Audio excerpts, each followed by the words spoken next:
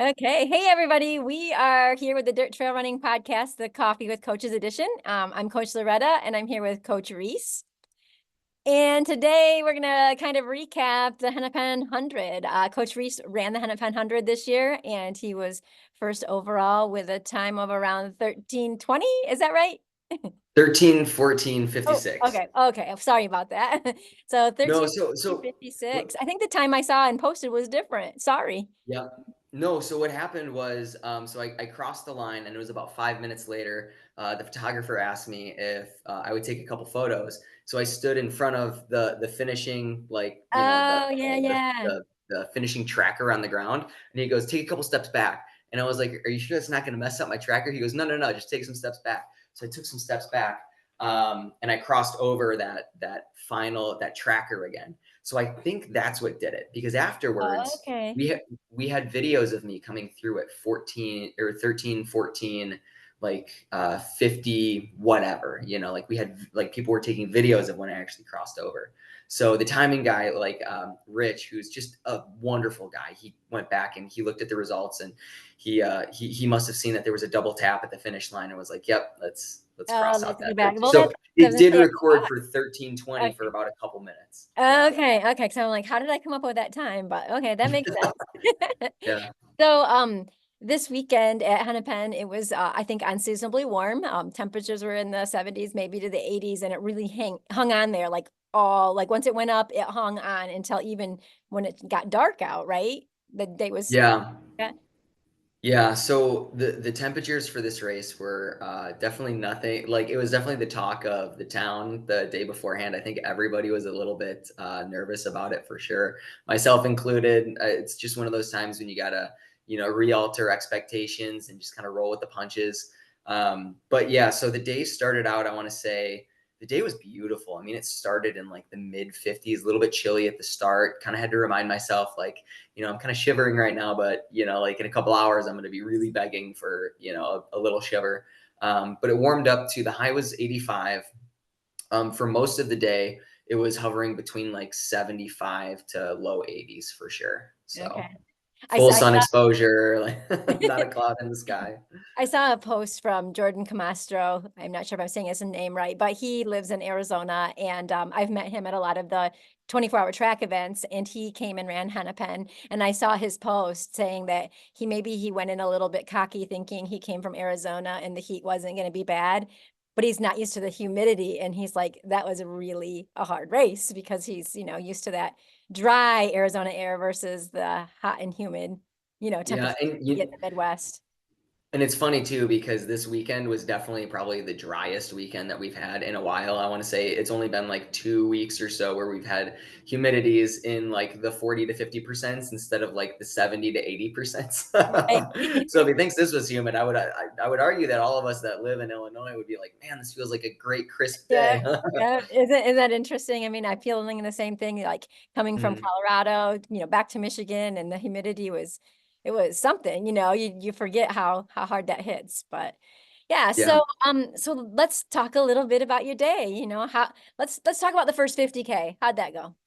The first 50K was awesome. I think I split the first 50K in like 3 hours and 40 minutes or so. So it was a low 7 minute average pace. And I met my crew, my mom and her husband, my dad, who um, definitely supported me like the entire day. Like, they did great. It was their first time really like crewing a point to point race. But I met them at about like 23 miles, and I told them, I was like, guys, I'm way ahead of pace right now, but it's cool out. Like, I feel good, and I'm having a hard time clicking into that lower gear. I want to say, like, I had some like 640 miles in there, some 650 miles in the first 50K. But everything felt good. I mean, the temperature was like between 50 to, at that point, it was probably like low 70s at that point. I want to say it was probably like 10:30, 10:40, almost 11 o'clock. And that's when you really get into the exposure. And that's the 50K is really when I first was like, whoa, here it comes. It's not even 11 o'clock in the morning, and this is what we're going to have all day, like, I remember thinking too that the peak temperature was supposed to occur around 1 to 2 p.m. So I was like, oh man, we're not even at peak temps yet, you know? So Right, right, when you're a third of the way through the race, your brain is thinking like the way that I always think about I guess distances and completion percentages of the course is that like, you know, like when you're at 50 miles out of a 100 mile, like you may be 50% or you may be, yeah, 50% done in distance, but you're only 25% done in completion.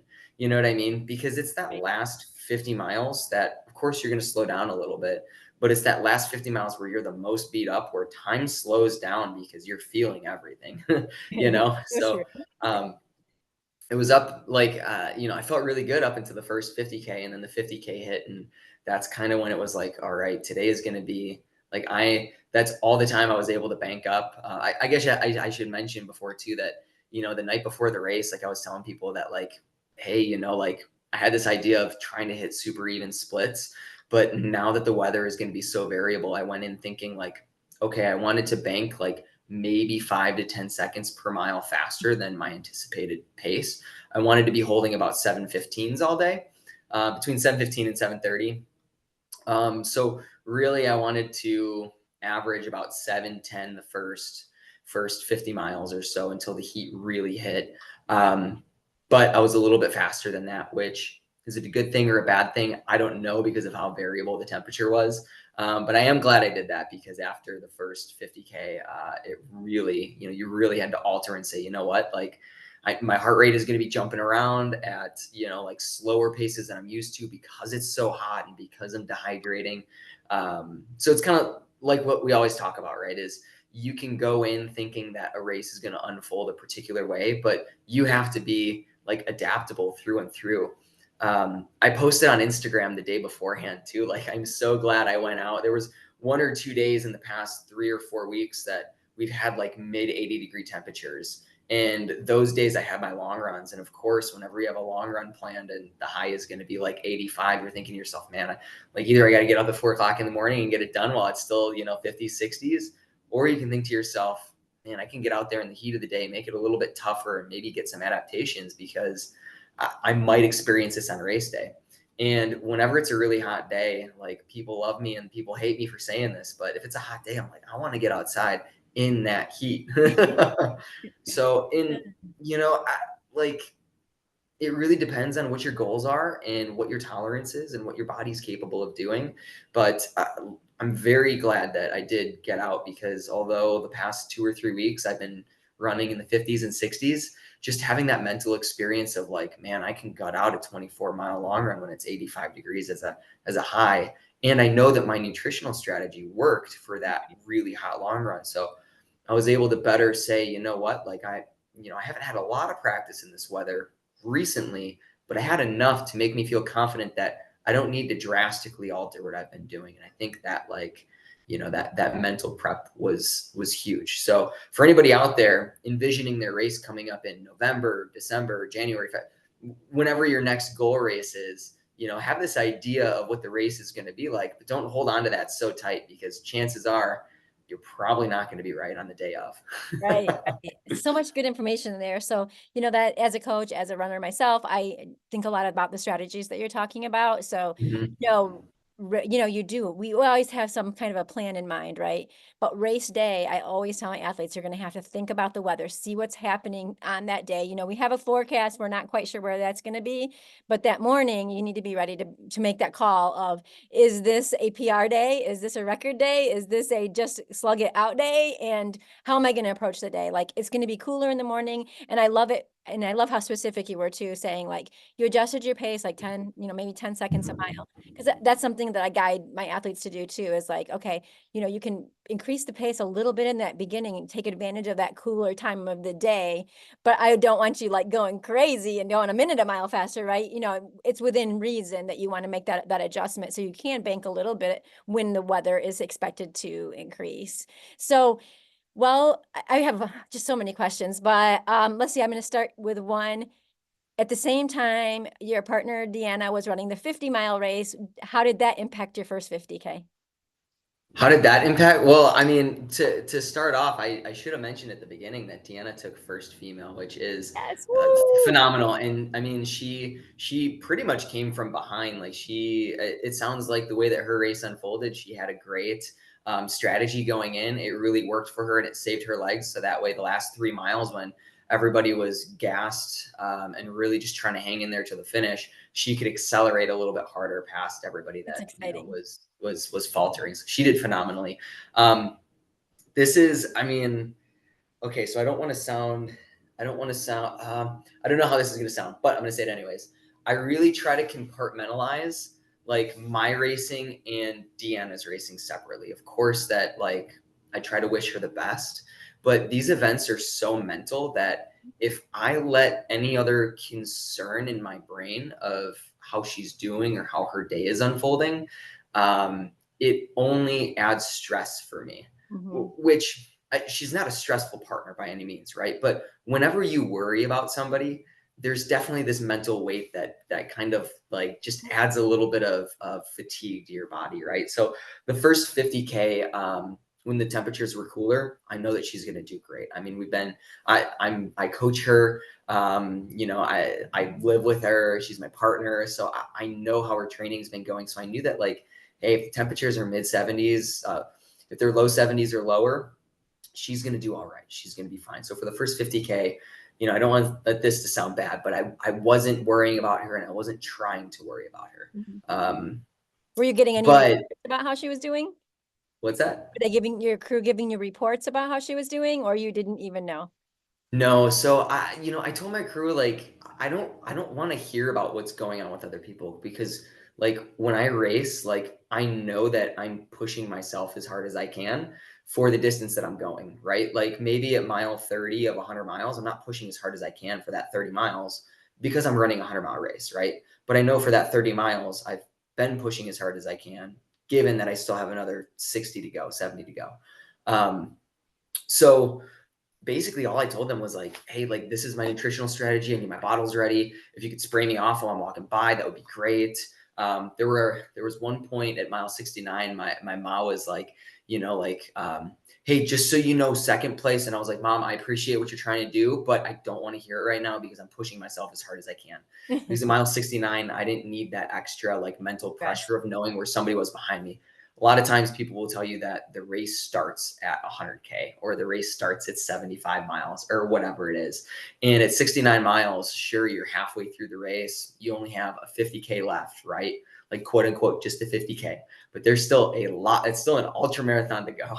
There's still a lot that can go wrong. So at that point, I'm still in the mindset of like, take care of myself and do what I need to do to make sure that I can close that gap even further. Because once I get to like, 20 miles or under to go, I can get more liberal with how I spend my energy because now I'm thinking it's just a Saturday long run away. By the time I got to the last time I saw my crew at 88, thought to myself, I have 12 miles to go. This is what I run at 4 o'clock in the morning before I would go into the clinic months ago. You know what I mean? I'm like, this is just all I got to do is, arguably it's harder to get up at 4 a.m. in the morning and putting 12 miles before a 12-hour day of work than doing 12 miles at the end of a 100-miler. So at that point, though, that's when I asked my crew, I was like, Mom, I was like, okay, now where's second place behind me? Because if he's right behind me, I know that with 12 miles to go, I can empty it hard. Right. I Yeah. can really suffer and push it into the finish line.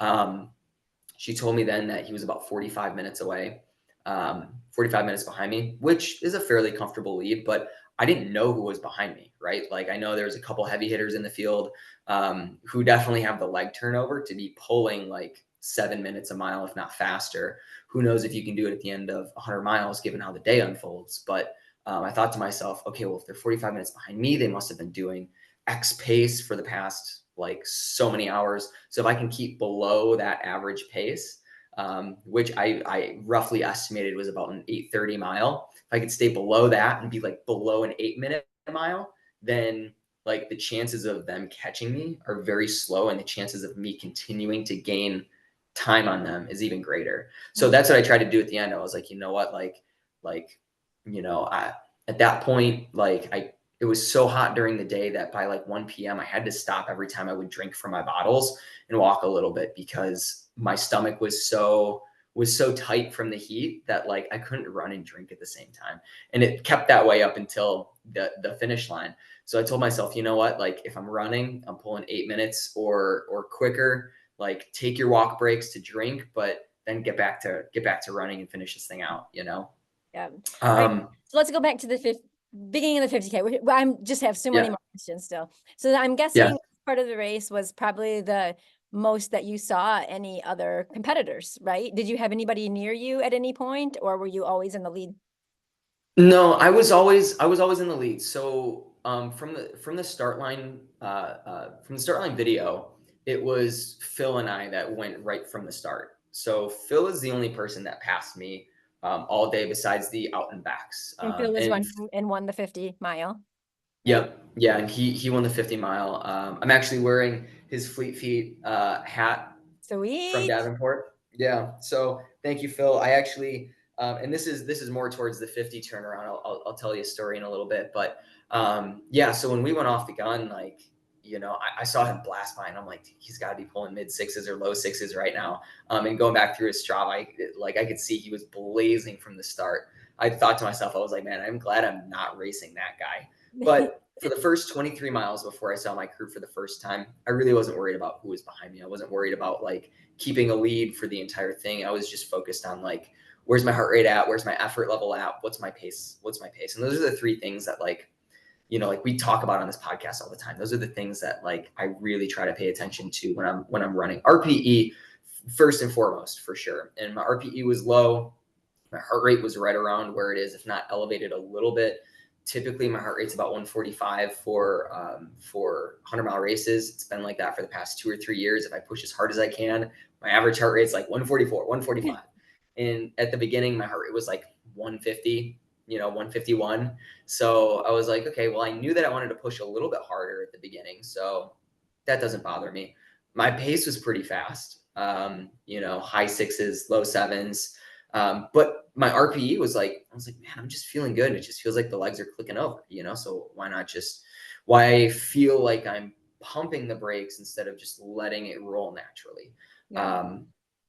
And that felt good. At mile 23, when I saw my crew for the first time, I walked and I told my mom, I was like, I'm going way fast. I'm going to walk this out real quick just because I can't find that lower gear. I couldn't click into that lower gear. So I thought to myself, I'm just going to have to let that lower gear come to me as my legs fatigue. So I tried not to worry about like, quote unquote, like going out too fast because things just felt good, even though I had a big distance left.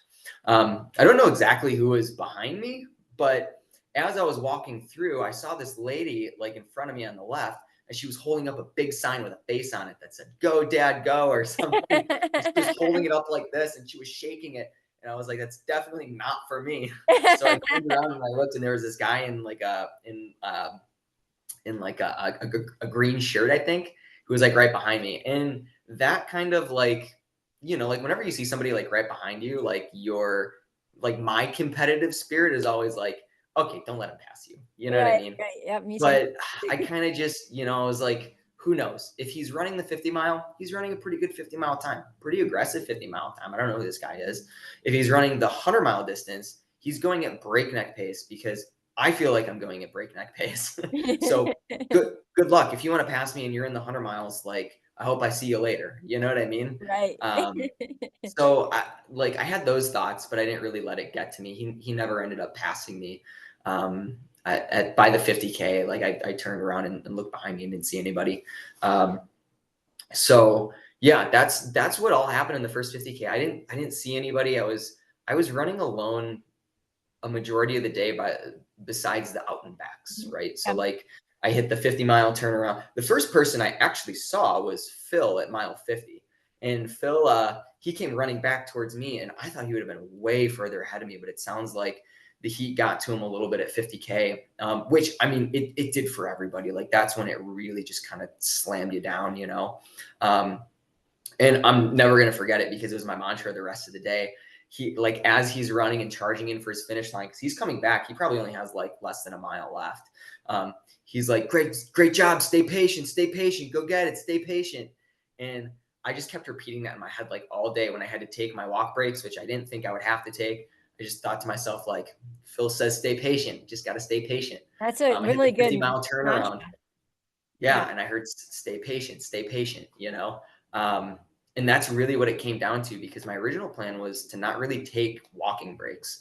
But again, like I said, like I didn't know, but I had to take them because I couldn't get in calories otherwise. So I thought to myself, like, either I can let that get my morale down, like, oh, I'm walking and I wasn't planning on walking, blah, blah, blah. Or I can think to myself, you know what? This is what my body needs to continue moving forwards. Of course, it's not as fast as what I wanted to be doing, but I just have to, like Phil says, stay patient. You can't always dictate what the day gives you. You know what I mean? So Right, I right. am incredibly grateful to see him like just before he crossed the line, and to have him yell "Stay patient" at me because that was a huge help for sure. Yay, Fleet Feet Phil's wisdom. That's Yeah. awesome. So So I'm guessing somewhere in between maybe 50K and 50 mile, or maybe it was before. When did you start any kind of cooling strategies, and what did you do for cooling? ooh, I don't remember exactly when I started, but I started putting ice down my so I usually wear a band and like anything that I put down my shirt will get like trapped up top of the band between my shirt and my skin. So I started like anytime I could pouring ice water down my shirt and collecting the ice. When I was running, I had two bottles in my hands. I had two bottles and a waistband. And I would take like, the thumbs and the fingers that were exposed from the bottles like this, and I would just bring it up onto my chest for a couple and then I would just let it kind of like naturally just fall back down. That was awesome. That felt so good. That's really the only cooling that I incorporated. I'm not really a fan of like things around my neck when it's hot, because things were evaporating so quick that like like if it dries out, I just get claustrophobic and I feel like I'm being knocked out. You know what I mean? So I could have done better with the cooling strategies, but every time I was at an aid station, like it was ice water, ice water, ice water, more, more, more. That was the only time that I was drinking water. Otherwise, it was concentrated Gatorade in my bottles or gnarly when I couldn't see my crew. Um, so those were my cooling strategies.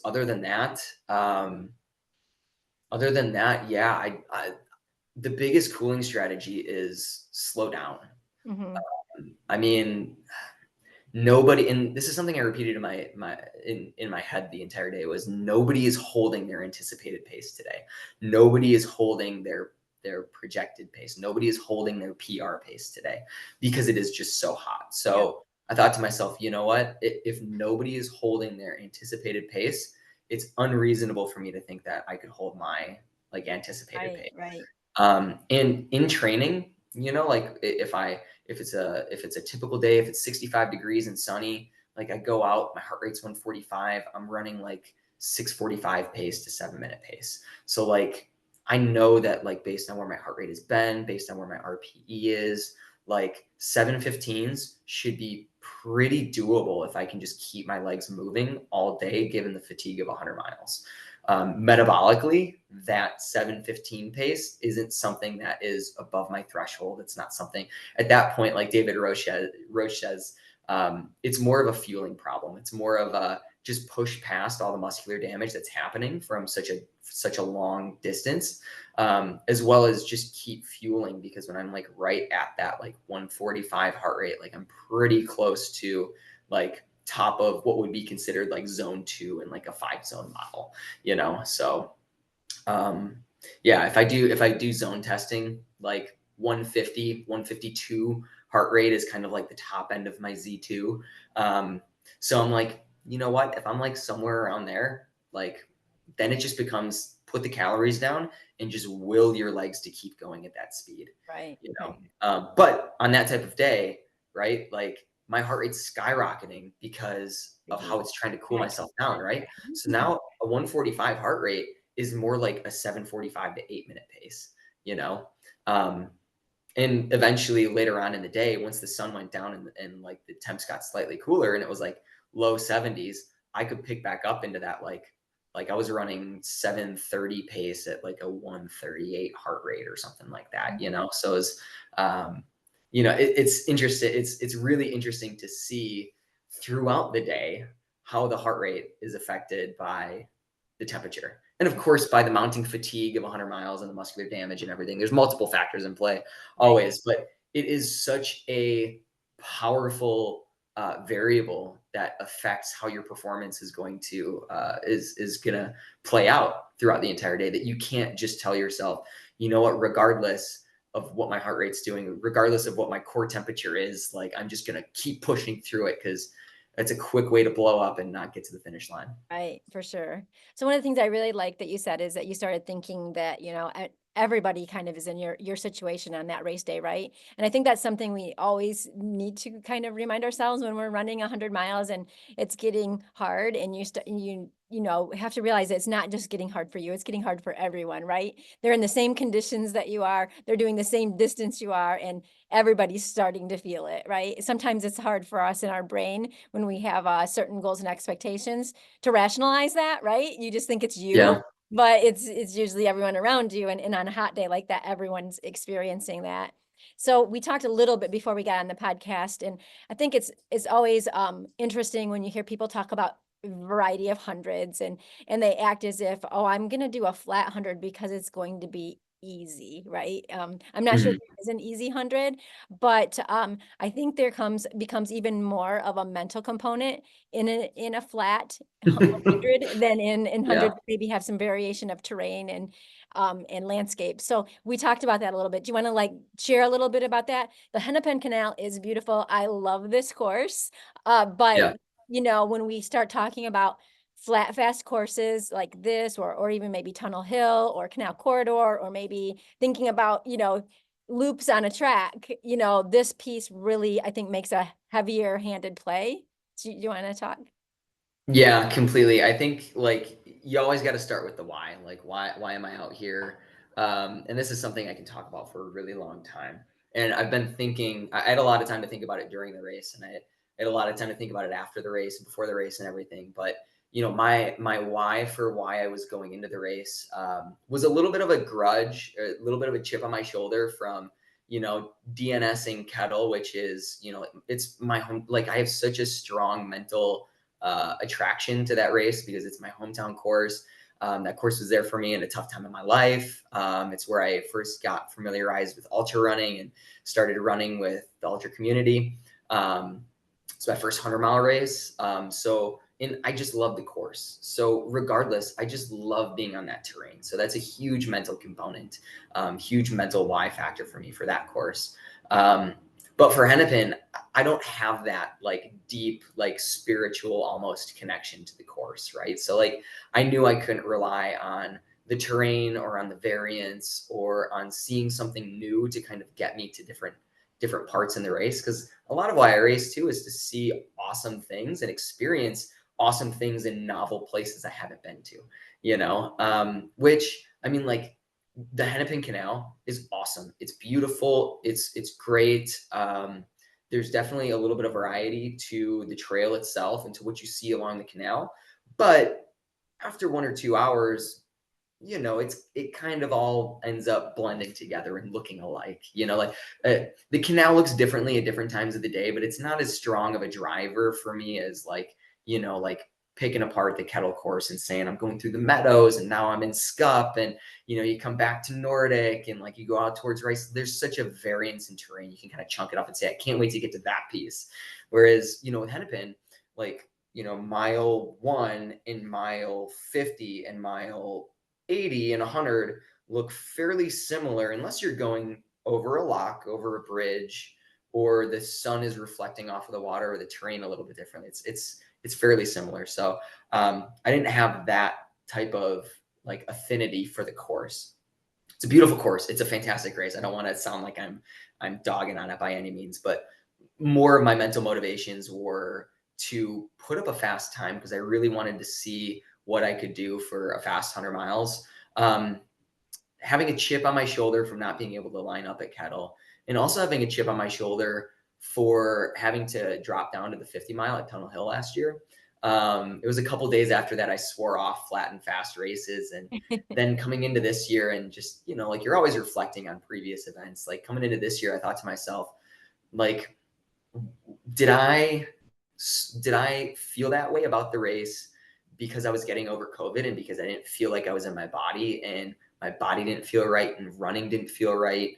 Like, or was it that like I really just don't like flat races and I can't mentally get through them. You know what I mean? So there was kind of that questioning of like, was it what I was experiencing in my body because I was a couple weeks after COVID, or is it really because I truthfully have no affinity for running flat distances, or flat races? So those were some of my like, intrinsic why factors. I think some of my and I guess another one too is I hadn't completed a 100-mile race in over a year and a half, right? So like there's always this like whenever I line up to an ultra, I'm always wondering if I can do it again. You know what I mean? And that's something that everybody experiences because it's just such a gnarly distance and these courses are so crazy and the terrains that we do them on, even if it's a flat course, it's a brutal endeavor, right? So like I always wonder, no matter what the distance is, can I do it again? Like, am I the same person capability wise now as I was, 16 months ago or whatever it is?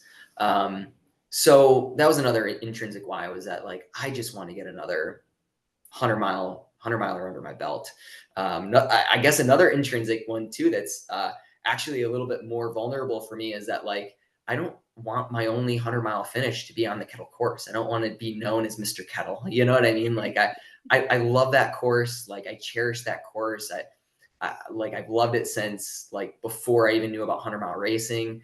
But those were my only 100-mile finishes. Like to date, I tried Wasatch and I had to drop out. I tried Tunnel Hill and I had to drop down to the 50. So yeah, that one's a little bit harder to like own up to, but it's another intrinsic motivator. A lot of the extrinsics were like my parents were crewing me for this one. They crewed me at Tunnel Hill. And by the time I dropped out at 50, they were halfway down to making it. They were going to crew me for the last half. And I basically had to call them and tell them like, hey, I dropped out, and they turned around and I made them drive for basically the whole day and they didn't even get to see their son finish. Right. So they were there crewing me. I thought to myself like, man, like I got to finish it for them. They made it to this one. Like I'm not sending them home without a 100-mile finish, because they were there to help me for 100. They weren't there to help me drop down to the 50.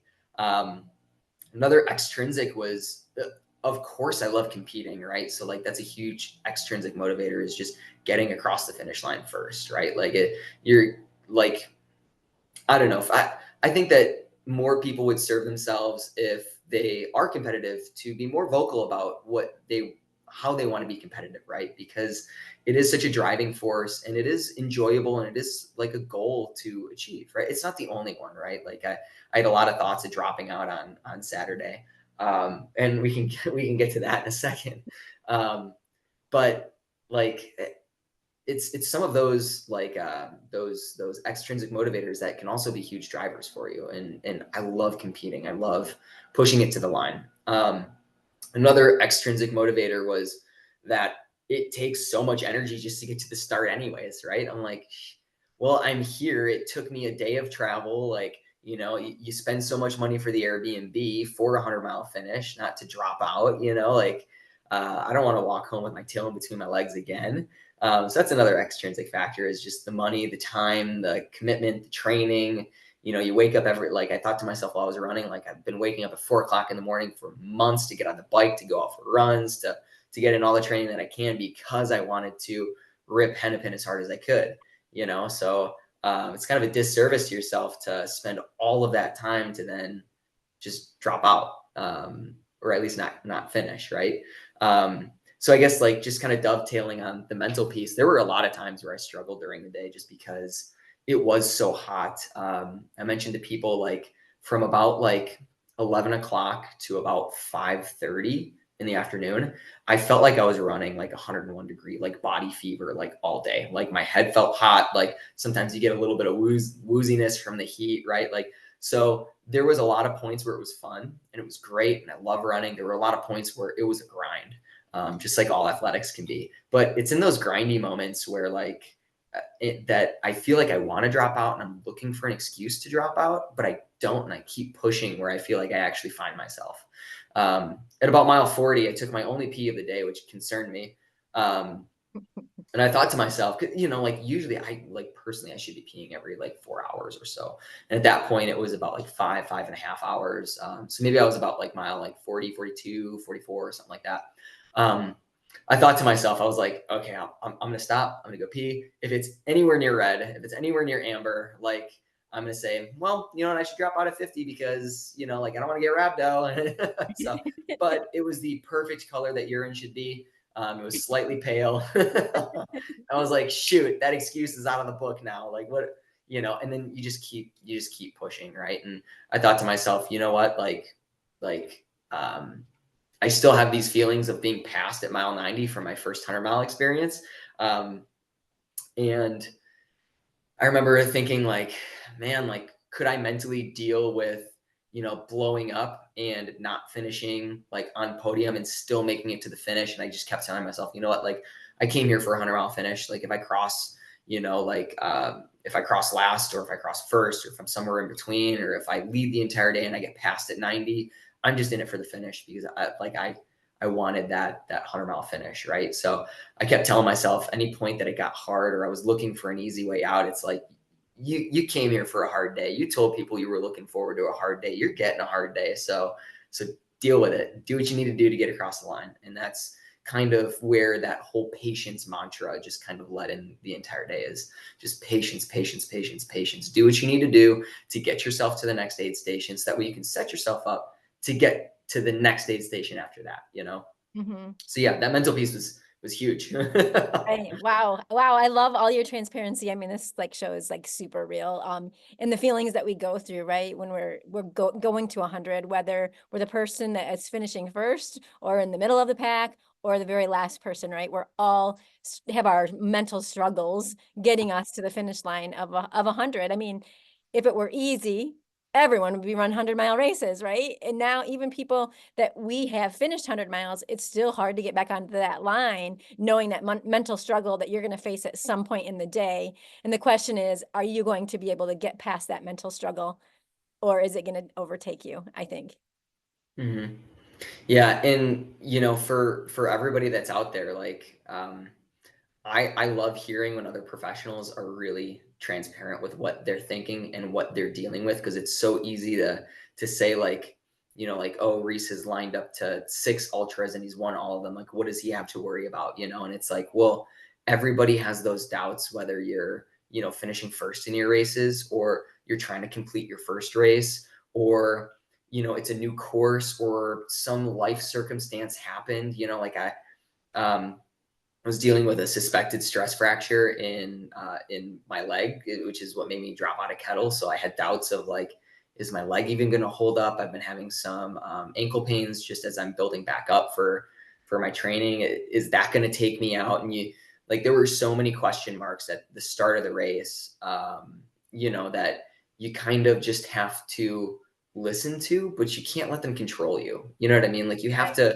you have to take them as valuable insight for how the day could unfold. So that way, you know, like say if my ankle was really starting to bug me, like I had already meditated on like, what am I going to do if it feels like this? What am I going to do if it feels like this? What conditions would lead me to drop out if it feels a certain way? Right. Or like, what if my leg feels like this? Um, and you know the way that it turns out, I spent a lot of mental energy before the race thinking about those things so I would be prepared.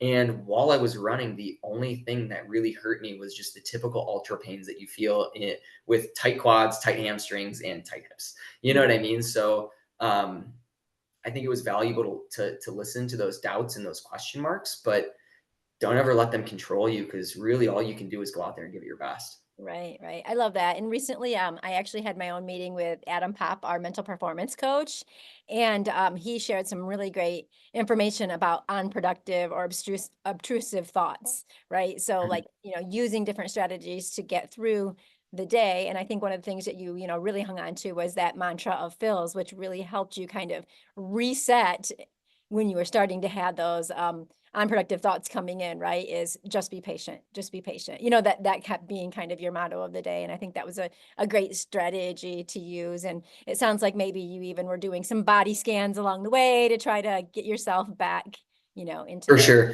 thing. And that's something that we talk about too a lot is like I'm always like hyper focusing on my body and then getting out of my body.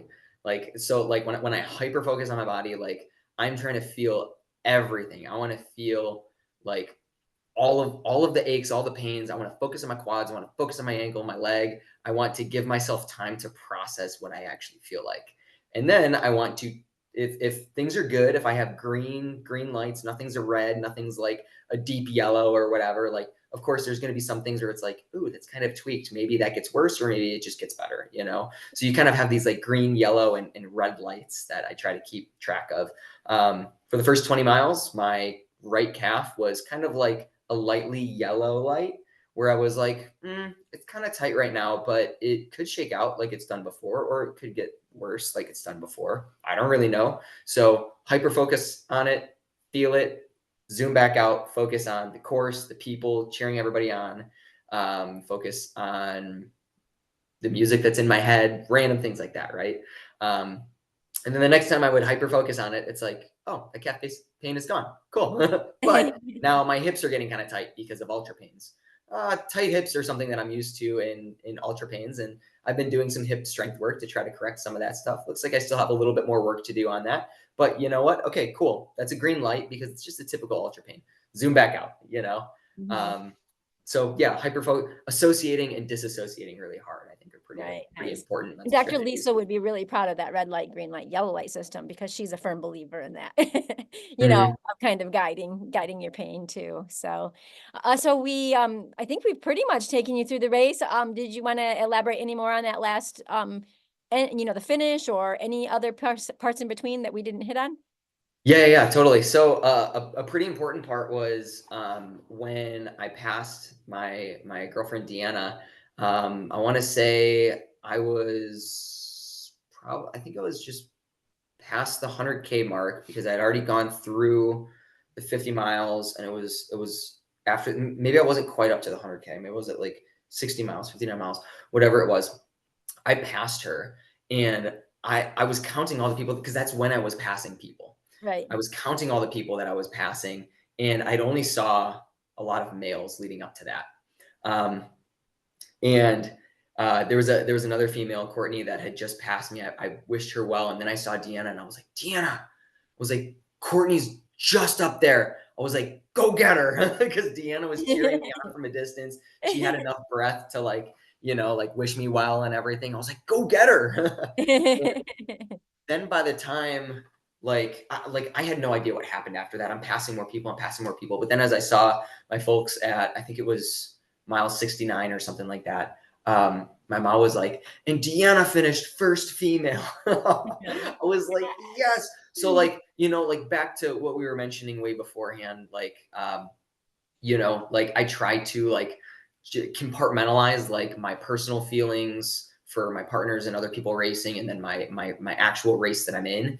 Like selectively letting some of that stuff in Yep, can really be another motivational factor for sure, because for sure. that so stoked me up. I was so excited for her, and that really let me kind of like say, okay, she's fine, she's taken care of, she's doing what she needs to do. Now I got to take care of myself, Yeah, that's exciting. I ran races with my son and my daughter, and it's always nice to know once they finish and how Mhm. they've had a great race. So awesome. Yeah. So anything else that you wanted to add before we close up today?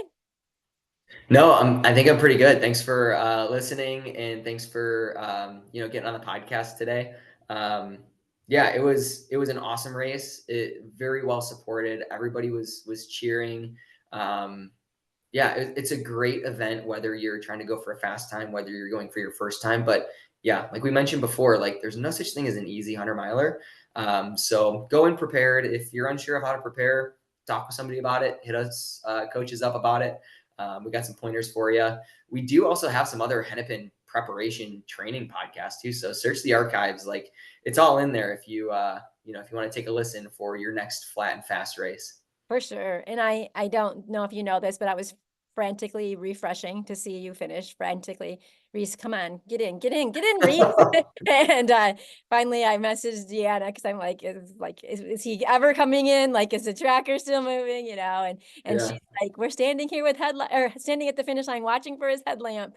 And I'm like, oh, he's gonna be there any second. And I think shortly after that you came through. So it was really exciting, fun to follow. So congratulations. Thank you. Great finish. So, all right, Thank well, we'll you. see you next week. And I think next week we'll be joined with Sam Stymick. She recently did UTMB 100, and she's going to share her story about her race and her training that led her there. I happen to be her coach, so it should be an interesting conversation. Yeah, I'm looking forward to it. Take care, Loretta. All right, thanks. Bye. Bye.